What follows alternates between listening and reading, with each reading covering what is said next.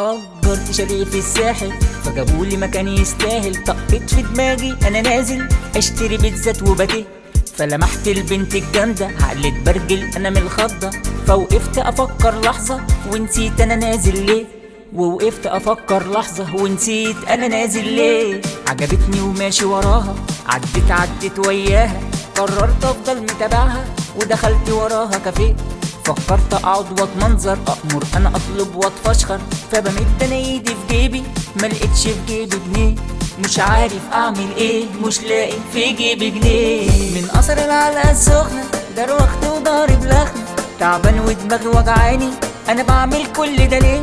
شايفين بهدلة الحب دايما بنزل انا في دروب، وادي المرة دي هعدي، طب بكرة يحصل ايه؟ برضو المرة دي هعدي، طب بكرة يحصل ايه؟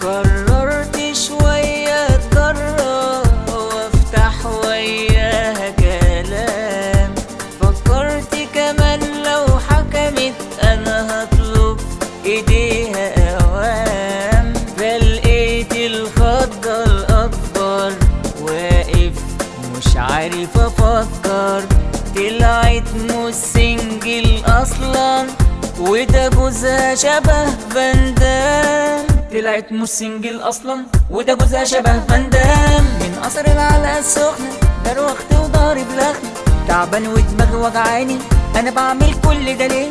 شايفين بهدلة الحب دايما بنزل انا في دروب، وادي المرة دي هعدي، طب بكرة يحصل ايه؟ برضو المرة دي هعدي، طب بكرة يحصل ايه؟